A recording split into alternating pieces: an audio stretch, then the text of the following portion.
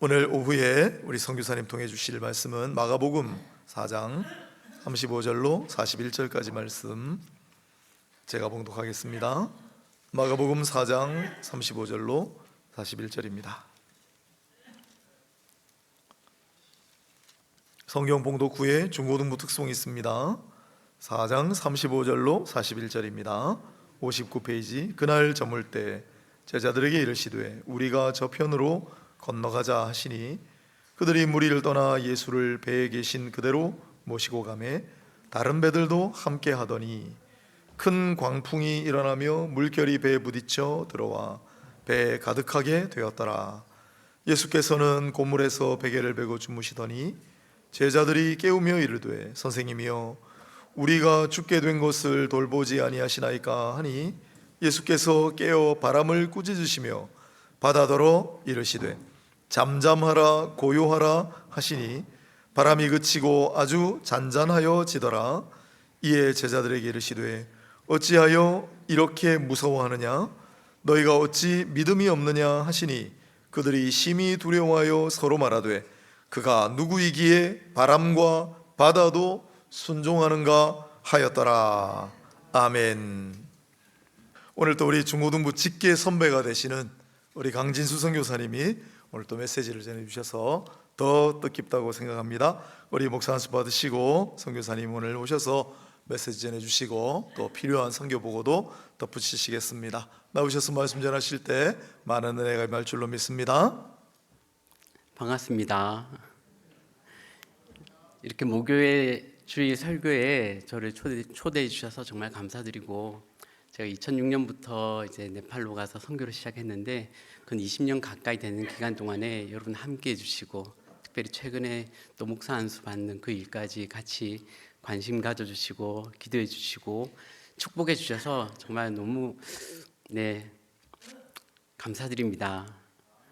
오늘 이 자리에 서가지고 하나님께서 또 저희 가정을 통해서 저희 가정에 주신 달란트인 의료를 통해서 어떻게 복음의 확장을 이렇게 사역을 하셨는지 잠시 나누고 또 우리에게 주시는 믿음에 대해서도 같이 돌아보는 시간이 되었으면 좋겠습니다.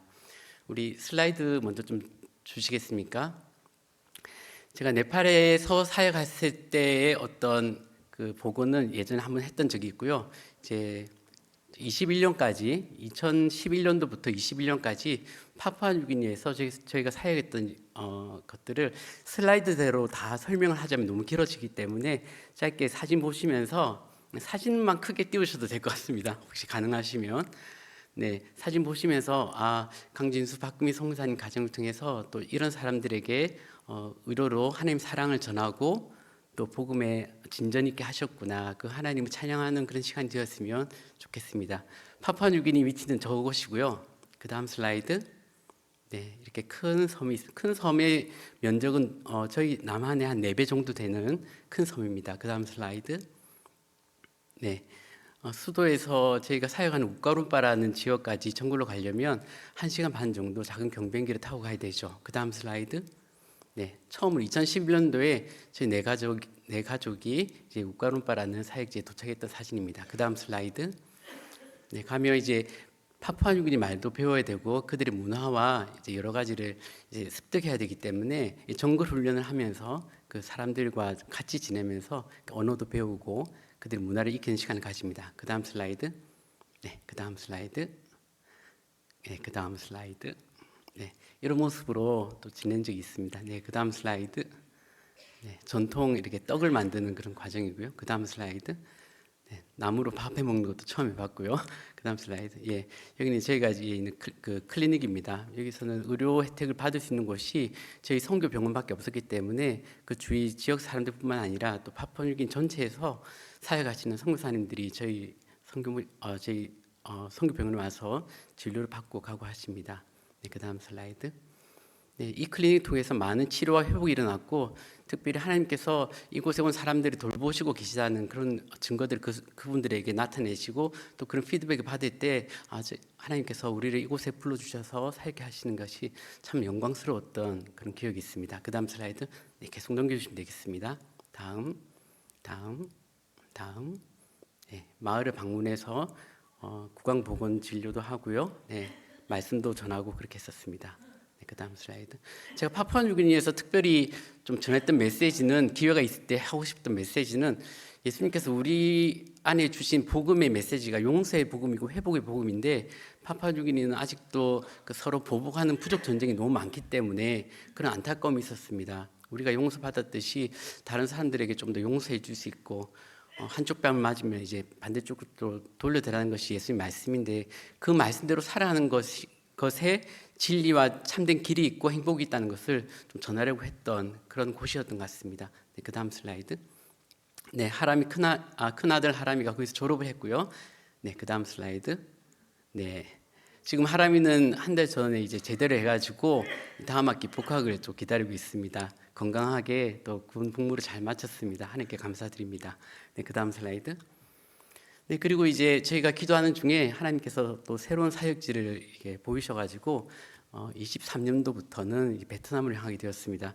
이 베트남에 대한 마음을 거기에 선교 병원이 진행되고 있고 치과의사 선교사가 함께하면 좋겠다는 필요는 강했지만 그 베트남에 대한 마음이 전 먹었던 마음이 안 생기더라고요. 참 그럴 때 하나님 마음을 주셔야 제가 알 거 아닙니까? 사역진 보이셨는데 저에게 베트남을 향한 마음을 주십시오 했는데, 우리 홍석진 목사님과의 그 3시간 동안의 산행, 예전에 우리 온천제일교회에서 산행을 한 적이 있습니다. 새신자부 해가지고 그때 하나님께서 우리 담임 목사님 통해 가지고 베트남에 대한 마음을 싹 부으셨어요. 그래서 하나님께서 베트남을 이끄시나 보다, 이렇게 저희 사인을 받고 움직이기 시작했습니다. 그곳에서 다녔던 교회의 지금 모습이고요. 그 다음 슬라이드. 네, 그 다음 슬라이드. 아시다시피 베트남은 공산주의 국가이기 때문에 종교의 자유는 있습니다. 종교의 자유는 있지만 전도의 자유는 없어요. 좀 이상하시죠? 누구나 종교를 선택할 수 있는 자유는 있지만 하나님에 대해서, 예수님에 대해서 전도를 하면 그건 불법입니다. 근데 성경 로마서에 나와 있는 것처럼 전하는 자가 없으면 어떻게 듣고, 듣지 않으면 어떻게 믿겠습니까? 그렇죠? 좀 말이 안 되는데, 저희는 가능한 대로 베트남 법을 충분히 존중하는 그 범위 내에서 또 우정 전도를 저희들은 또 시행하고 있습니다. 또 베트남 교회를 통해서, 베트남 교회와 협력하면서 복음을 전하려고 하고, 지금 이 슬라이드처럼 사회 사업을 통해서 그들에게 하나님의 사랑을 좀 나타내려고 하는 그런 사역들을 진행하고 있습니다. 네, 의료 캠프 사진이고요. 네, 넘겨주시면 되겠습니다. 네, 넘겨주십시오. 또 카페 사역을 통해서 베트남 청년들을 만나고 그들에게 또 우정을 쌓은 다음에 크리스마스 때는 나라에서 조금 복음 전하는 것을 허용해 주는 분위기더라고요. 상당히 선교사로서 자괴감이 들 때가 많았습니다. 베트남에서는 전도를 못하기 때문에 너무 조심해야 되기 때문에 힘들었는데, 제가 지내다 보니까 크리스마스 전후에는 좀 전도를 할 수 있더라고요. 그래서 카페에 이제 친분을 쌓았던 청년들과 같이 파티를 하면서 크리스마스에 대한 의미와 또 하나님께서 우리 예수님을 통해서 우리 주신 복음이 무엇인지를 나눌 수 있는 그런 귀한 시간이 있었습니다. 네, 그 다음 슬라이드. 네, 그 다음 슬라이드. 네, 이런 사람들과 저희가 같이 함께 사역하고 있다는 것을 잠시 좀 나누고 싶습니다. 그 다음 슬라이드. 지금 현재 제가 다니는 현지 교회고요, 푸하 교회인데, 이 교회 목사님도 저희들을 너무 좋아하시고 해서 거의 뭐 부교역자처럼 저희들 대해주시고 같이 함께 이 교회에서 사역하기 원하고 있습니다. 네, 그 다음 슬라이드. 네, 의료 캠프 하는 사진이고요. 네, 아시다시피 제가 또 의료 사역을 하기 때문에 이 치과가 개설이 됐는데 좀 시간이 많이 걸렸습니다. 예상보다 1년 넘는 시간이 걸렸는데 지지난주에 최종 허가가 떨어졌고, 이제 가면 사람들이 치료하면서 또 그들에게 하나님 치유와 또 사랑을 전달할 수 있는 그런 귀한 도구로 또 하나님께 지금까지 쓰셨던 것처럼 또 쓰시리라도 기대하고 있습니다. 또 같이 기도해 주시면 감사하겠습니다. 아내는 또 한국어 교사로서 청년들을 만나고 또 가르치고 있고요. 네, 그 다음 슬라이드.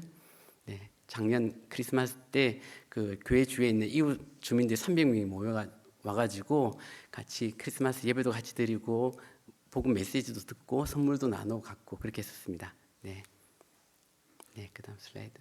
네, 이거 작년 제가 베트남어를 배운 지 1년 잠깐 넘었는데 또 하나님께서 은혜를 주셔가지고 베트남어로 이렇게 복음을 전할 수 있는 기회도 주시고, 그래서 믿지 않는 청년들에게 하나님과의 관계가 회복되는 것이 복음의 핵심이고 그 안에 참된 행복이 있다는 것, 너희들이 지금 행복하게 잘 살고 있는 것 같지만 하나님과의 관계가 없으면 그 행복은 참된 행복이가 좀 어렵다.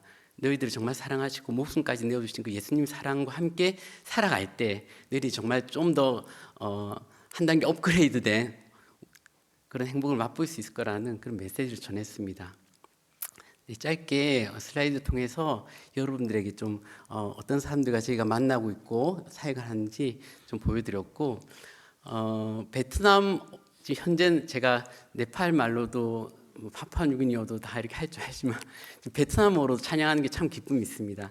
베트남어를 배우면서 베트남어로 하나님 찬양하고 그 민족 이 언어로 또 그 민족 가운데서 조금 복음 전파가 이제 제한되어 있고 하나님도 잘 모르고 성경에 대해서도 아직 모르는 사람들이 많은 그곳에서 하나님 이름이 이렇게 높여질 그날을 기대하면서 베트남 찬양을 많이 부르는데, 오늘 여러분들이 잘 아시는 찬양인데 베트남 찬양 하나 좀 제가 부르겠습니다. 특별히 이 곡이 의미가 있는 것은 작년 8월 달에 아까 말했지만 공공장소에서 전도하거나 하는 것이 금지되는 나라에서 종교성에서 큰 그 종교 연합 행사를 열었습니다. 18개 그 종교 단체를 불러가지고 광장에서 탁 트인 광장에서 큰 행사를 가졌는데, 그 18개 그 프로그램 중에 오직 한 프로그램만 개신교, 기독교가 초청받았습니다. 근데 그 초청받은 교회가 바로 제가 다녔던 이제 푸하 교회고, 그 교회에서 정말 열심히 이 찬양, 지금 제가 부를 이 찬양도 준비하고 복음의 메시지를 딱 전광판에 준비해가지고 정말 너무 감격스럽더라고요. 이 땅에서도 하나님 이름이 공공장소에서 이렇게 높임을 받고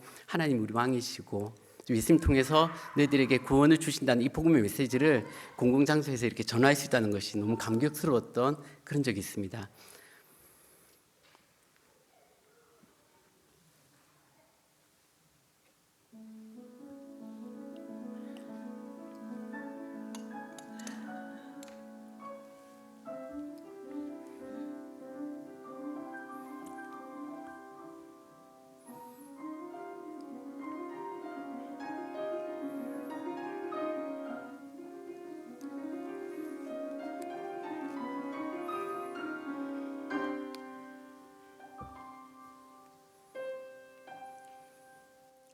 Khi xem muôn vò Dỗ tai Thiên Chúa sáng tạo chung cứu Chúa của tôi lòng cảm xúc bao kinh sợ tôi xem sao trời tôi nghe muôn tiếng sấm rền nổ khắp khắp chỗ đời quyền của Chúa ơi vô bờ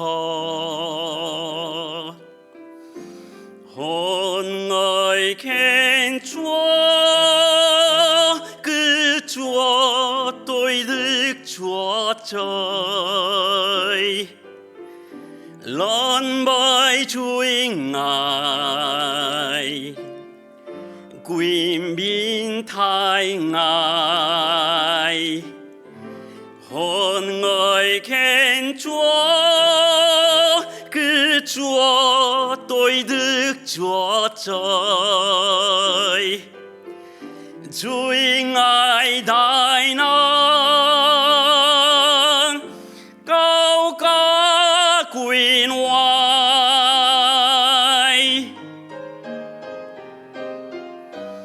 tâm tôi suy niệm Cha sai con danh thế chịu chết Cha thắng tiếc con Ngài phó cả cho tôi rồi Ôi ơn sâu rộng Xưa tôi đồng ý đến giờ ấy Chúa chết huy tuôn Vì khánh thế tôi muốn tôi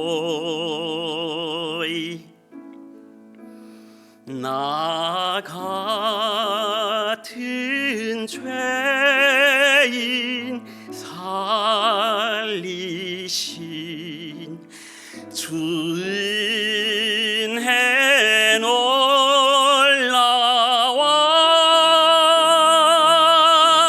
잃었던 생명 찾았고 광명을 얻었네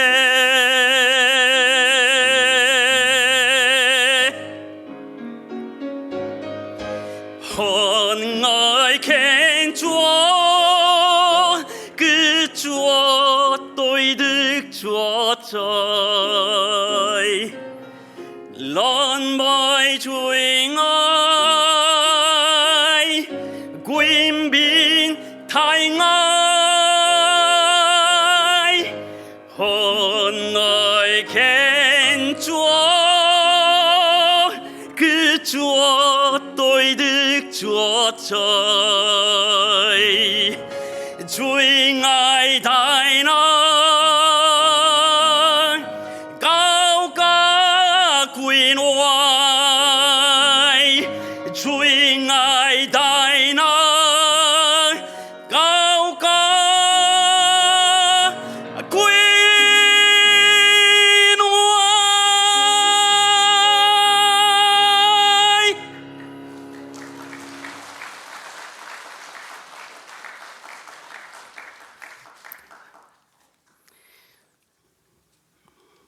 이러한 찬양이 베트남 방방 곳곳에 거리에서마다 울려지고 하나님 이름이 높임 받으시기를 정말 간절히 소원합니다. 여러분도 같은 마음으로 어떻게 보면 또 형제의 땅인데 베트남 땅에서 하나님 복음이 만연해지는 그런 은혜를 주시도록 같이 기도하시면 감사하겠습니다. 오늘 읽었던 본문 말씀 또 정말 제가 선교 보고하느라고 잠시 또 흐려지셨을 텐데 같이 한번 더 볼까요? 제가 준비한 슬라이드 부탁드리겠습니다. 제가 쉬운 성경 버전으로 오늘 본문 말씀을 준비했는데요.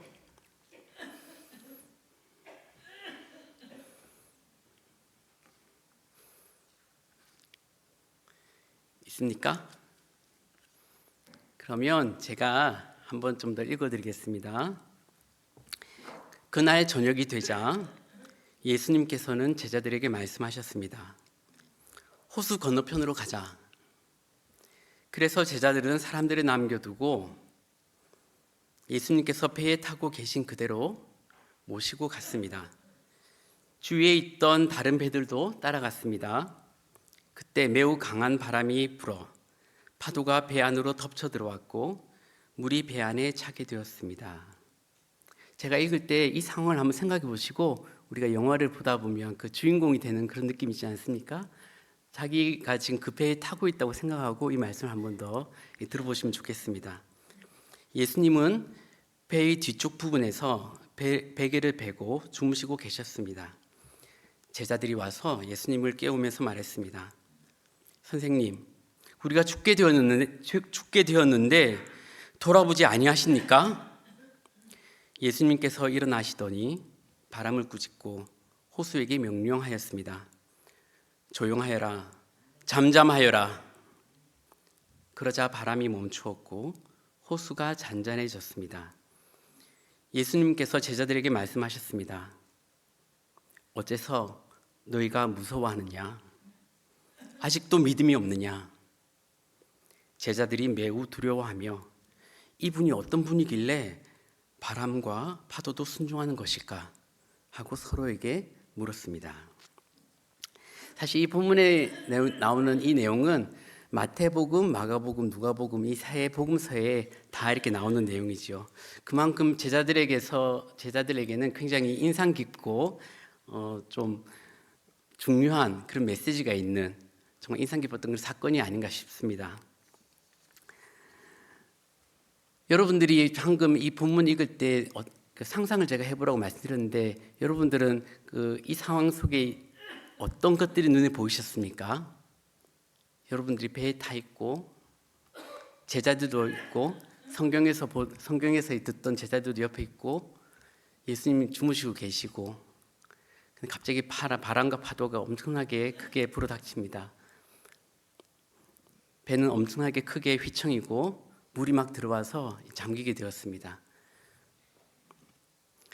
어부가 전문직인 제자들이 고백하기를 우리가 빠져 죽게 되었다고 고백하는 것을 보면 정말 심상치 않은 그런 폭풍임이 틀림없는 것 같습니다.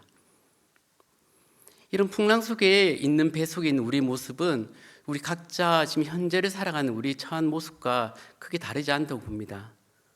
그게 크든 작든 우리 현실 속에 우리 삶은 다 풍랑 속에 있는 것 같습니다. 각자의 문제가 있고요. 또 풀리지 않는 숙제를 가지고 다 살아가는 것 같습니다. 근데 우리가 문제를 만나고 풍랑을 만날 때 한번 점검해 봐야 될 것이 있죠. 이 본문에서는 예수님이 말씀하실 때 예수님이 호수 저 건너편으로 가자라고 말씀하셨기 때문에 제자들은 지금 이동하고 있습니다. 풍랑을 만난 것이 자기의 어떤 실수나 자기 개인적인 판단이 아니라 예수님이 하신 말씀에 순종할 때도 이런 풍랑을 만나고 있는 것이죠. 근데 우리가 알다시피 우리가 풍랑을 만날 때는 어떨 때 만납니까? 우리의 정욕대로, 우리의 실수로, 또 우리가 또 개인적인 욕심이 하나님께 여쭙지 않고 길을 갈 때도 풍랑을 만납니다. 그럴 때 당연히 우리가 돌아보고 회개하고 또 고쳐나가야겠지요. 하지만 우리 삶 속에서 이런 경우들이 많이 있습니다. 오늘 제자들이 풍랑을 만나는 것처럼 예수님이 가라고 하셔서 배를 타고 갔을 뿐인데 마가복음 이 본문 말씀이 호숫가에서 이제 사람들이 모여 있고 예수님과 제자들이 배 위에서 타서 하나님 나라에서 말씀 전하시다가 예수님이 이제 호수 건너편으로 가자. 그래서 제자들은 배를 이제 몰고 호수 건너편으로 가는 겁니다. 그런데 이런 일을 만난 거죠. 우리도 주님 말씀에 순종해서 살아가는데 다른 사람들 사랑하려고 하고 믿음으로 살려고 하고 세상 사람들의 방법과 같지 않게 예수님의 제자로서 살려고 할 때도 이런 풍랑을 만나게 됩니다. 그런데 이런 풍랑을 만나는 것은 달갑지 않은 일이긴 하나 예수님께서는 성경 여러 부분에서 제자로 따르는 삶에서는 고난과 박해가 있을 것이라고 말씀하셨다는 거죠. 그래서 우리 입장에서 보면 이 성경을 다 알고 있는 지금 제자들은 예수님 만난 지 얼마 안 되지 않아가지고 당황스러울 수 있지만 예수님의 말씀 우리가 충분히 성경을 통해서 아는 우리 입장에서는 예수님을 따르는 그 삶에는 고난이 있을 수 있다, 풍랑이 있을 수 있다는 것을 이해는 합니다. 하지만 그런 풍랑을 만나면 우리 반응은 제자들과 크게 다르지 않을 거라고 봅니다. 걱정이 되죠. 두렵지요.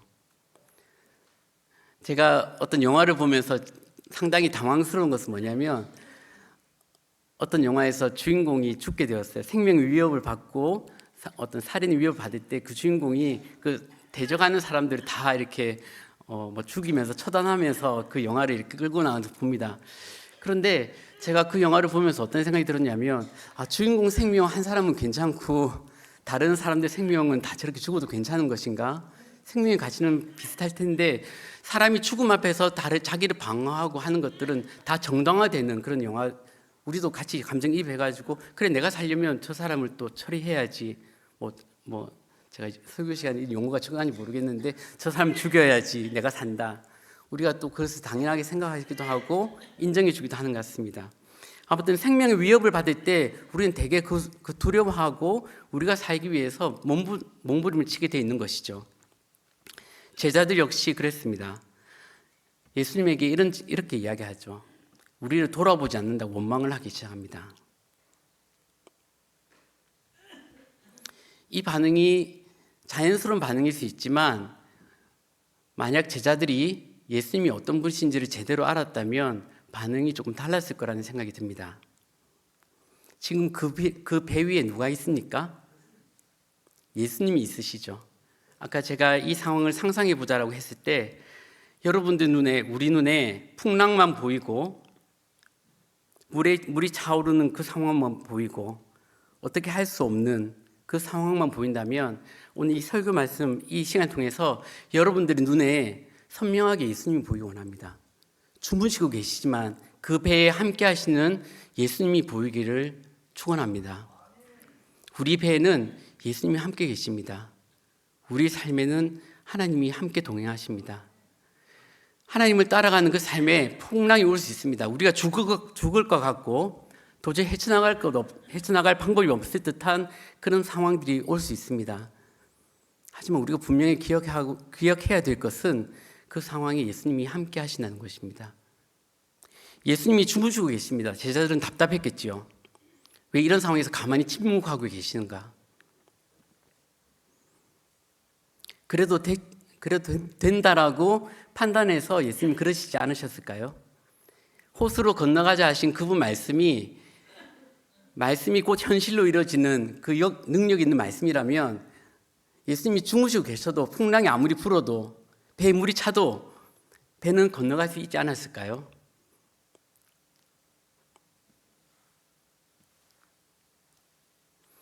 주무시고 계시지만 우리와 함께 하시는 그 예수님이 모든 권세를 가지신 분이라는 것을 알 때 우리는 그렇게 호들갑 떨지 않고 두려움에 차 있지 않을 수 있다고 저는 생각합니다.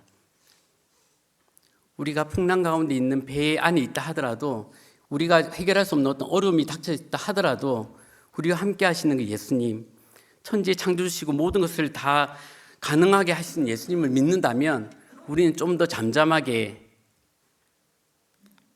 그 상황을 좀 기다리고 받아들일 수 있지 않을까 생각합니다. 예수님은 일어나셔서 친히 그 풍랑을 잠잠케 해주셨습니다. 우리 주님은 그런 분이십니다. 우리 상황을 모르시는 것도 아니고 분명히 우리 상황을 도와주시는 그런 분이십니다. 우리가 그것을 믿고 그 배 안에 있는 풍랑을 보지 않고 우리 배 안에 있는 예수님을 좀 바라보는 우리의 삶과 신앙이 되었으면 좋겠습니다. 한 가지 더 나누고 싶은 것은, 무서움과 두려움이 일어날 때 우리가 패닉에 빠져서 의심의 길로 갈 수도 있고요. 또는 무서움과 두려움이 일어날 때 우리가 기도하고 신뢰의 길로 갈 수도 있습니다. 오늘 제자들 반응에서 좀 아쉬운 것은, 저도 그럴 수 있겠지만 예수님에 대해서 원망을 합니다. 왜 우리를 돌아보지 않느냐고. 근데 그것이 사실입니까? 예수님이 그의 자녀들을, 그의 제자들을 돌아보지 않는 분입니까? 꼭 그렇게 말할 필요는 없다는 거죠. 예수님, 지금 바람이 많이 불고 풍랑입니다. 어찌해야 되겠습니까? 우리는 이것을 헤쳐나갈 방법도 모르겠습니다. 가르쳐 주십시오. 우리 도와주십시오라고 담담하게 주님께 도움을 요청할 수 있었을 것입니다. 하지만 우리는 쉽게 예수님에 대해서 원망하고 그냥 주무시고만 있다고, 우리 상황을 돌보지 않으신다라고 쉽게 판단하고 예수님에 대해서 원망할 때가 있다는 것입니다.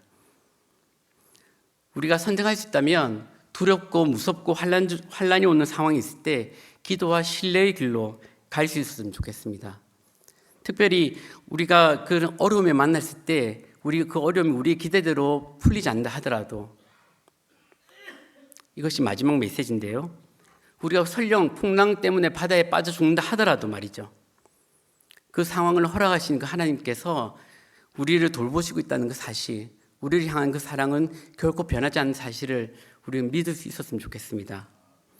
우리에게 그런 선배님들이 많이 있습니다. 성경에 스데반 집사님도 그랬지요.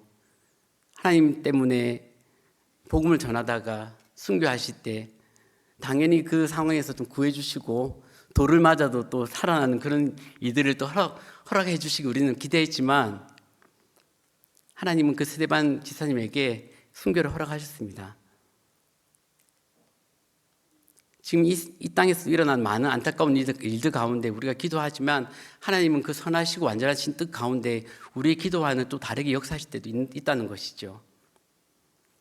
하지만 그렇다고 하나님께 우리 돌보시지 않는 것도 아니고 우리를 사랑하지 않는 것도 아닌 것을 우리는 압니다. 저는 그것을 믿습니다. 스데반 집사님에게 죽기 전에 하늘의 영광을 보여주시고 내가 너를 사랑한다, 내가 너와 함께 있다라고 말씀해 주신 그 하나님, 스데반 집사님과 하나님과의 그 개인적인 이야기는 우리 타인은 알 수가 없는 것이죠. 다니엘의 세 친구도 그랬습니다. 그리 아니하실지라도 하나님 신뢰하는 그 삶, 지금 현재 우리와 함께하고 있는 그 하나님을 끝까지 신뢰하는 삶, 그 믿음을 지켰던 것이죠. 우리 다시 한 번 더 그 상황에 들어가 볼까요? 바람이 치고 배가 흔들거리고 물이 들어옵니다. 깜깜하고 정말 죽게 되었습니다. 예수님은 주무시는데 주무시고 계신 건지 주무시는 척 하시는 건지 잘 모르겠습니다. 우리가 그 예수님 입장에 한번 대해보자고요. 예수님은 제자들이 어떤 반응을 기대했을까요? 예수님께서 기대하셨던 제자들의 반응은 어떤 것일까요? 예수님은 과연 제자들이 무엇을 믿어주길 원하셨을까요? 죽게 된 그 상황에서도 내가 함께하고 있다, 그것만으로도 제자들이 조금 안심하기를 원하지 않으셨을까요? 막 패닉에 빠져가지고 어떻게 할지 몰라가지고 왜 나를 안 돌봐주냐고 그런 질문보다는 그냥 예수님 함께 하시니까 어떻게 되겠지, 어떻게 하시겠지, 그런 마음으로 좀 더 예수님은 제자들에게 그런 든든한 자기를 믿어주는 그런 마음을 원하지 않으셨을까요? 그리고 예수님 내가 어떤 존재란 것을 능히 이 바람과 바다도 잔잔하게 할 수 있는 존재란 것을 좀 더 믿어주길 원하지 않으셨을까요?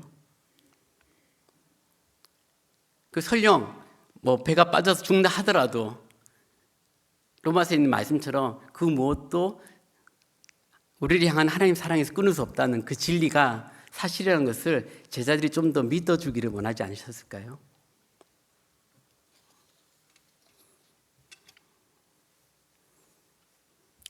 네, 이제 말씀을 좀 마무리하려고 합니다.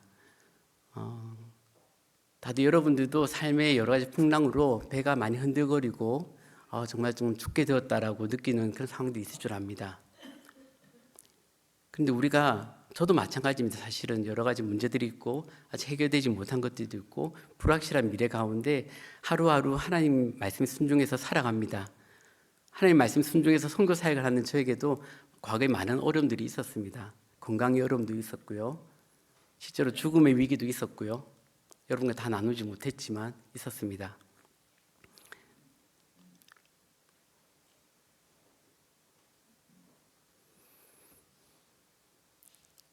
예상치 못한 상황들이 옵니다. 어려움이 오고 어떻게 해결해야 될지 모르는 상황들이 올 때 우리의 시선이 그 우리 배에 함께 타고 계신 예수님께 집중되기 원합니다. 함께 하십니다. 그 함께 하신 예수님은 우리 사정을 아시고 또 그분이 어떤 분이신지를 좀 알아주기 원하십니다. 믿어주기 원하십니다. 우리가 기도하면 됩니다. 하나님 어떻게 하면 될까요? 이 상황에서 어떻게 될지 가르쳐 주십시오. 하나님 우리에게 능히 말씀하실 수 있고 이 상황을 헤쳐나가게 도와주실 수 있는 분인 것을 믿습니다. 우리가 기도하고 이런 믿음을 가지고 정말 풍랑 속에 있는 배와 같은 우리 삶에 이런 믿음을 가지고 예수님과 동행하면서 그렇게 살아가는 우리 모두가 되었으면 좋겠습니다. 아멘. 말씀 마치면서 제가 찬양 하나를 좀 더 하려고 하는데요.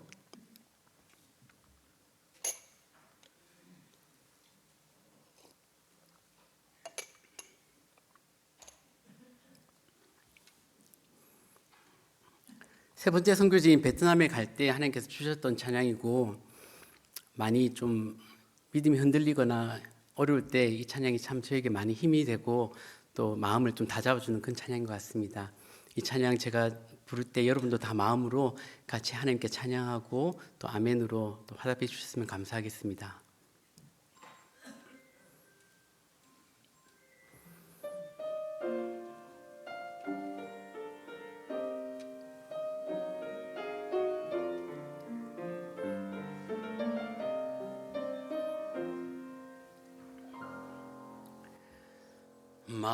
마음이 어두워지고 슬픔이 가득 차오를 때 기도할 힘이 없어지고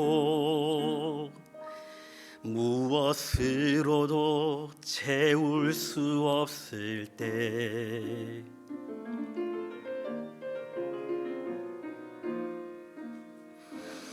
하늘 높이 향했던 두 손 힘을 잃고 내려놓을 때 주님만으로 풍족했던 마음에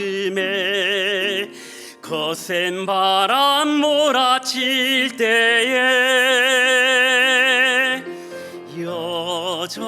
여전히 날 바라보시는 주를 생각합니다. 나를 향한 주님의 그 음성을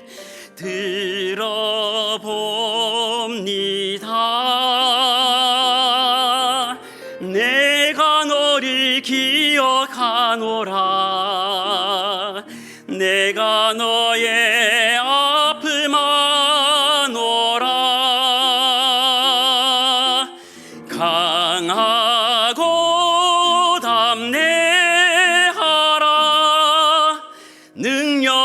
손 놓지 않으리니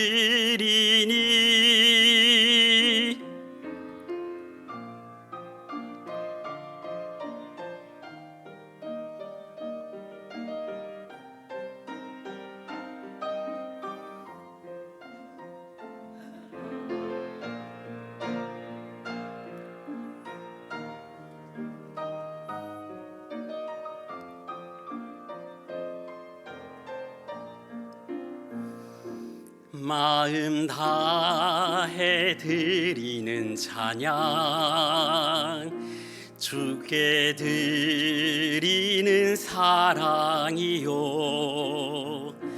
하늘 향해 높이 든 두 손 주님을 향한 내 고백입니다. 지금도 날 바라보시는 주를 찬양합니다. 나를 향한 주님의 그 음성을 들어봅니다.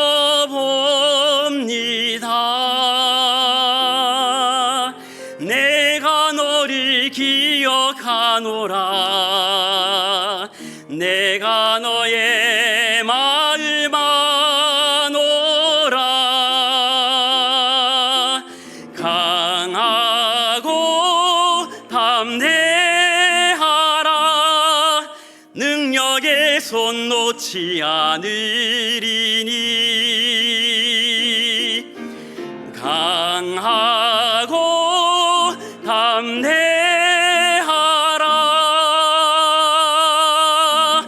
능력의 손 놓지 않으리니 강하고 담대하라.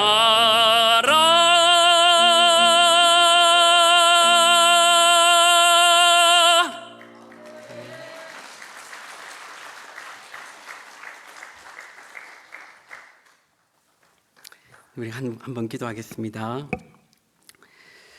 하나님, 우리를 사랑하시고 우리를 하나님 자녀 삼아 주신 것 감사합니다. 저희도 하나님 너무 많이 사랑하고 예수님의 제자로서 그렇게 따라 살아가기 원합니다. 하지만 하나님 아시는 것처럼 이 죄악된 세상에서 저희 삶이 그리 평탄하지 못하고 호수의 풍랑이 일어서 죽음의 위협에 닥쳐진 그 제자들과 같은 어려운 상황에 우리가 놓일 때가 많은 것을 압니다. 하나님의 선하신 뜻 가운데 허락하신 그 상황 속에 우리 믿음이 더욱더 자라기 원합니다. 우리 배에 누가 함께하고 계신지 그것을 더욱더 우리 눈이 주목하고 보기 원하고 그분이 과연 어떤 분이신지 우리를 정말 사랑하시고 또 천지의 주제 되시는 그분이 우리가 함께 하신다는 것을 우리가 늘 기억하고 우리가 더욱 주님을 신뢰하고 의지하는 가운데 기도하면서 한 걸음 한 걸음 동행하길 원합니다. 이런 복된 삶, 우리 하나님과 동행하는 이런 복된 삶을 우리 모두에게 허락해 주시고 성령님께서 늘 인도하여 주시고 도와주시기를 간절히 부탁드립니다. 예수님 이름으로 기도합니다.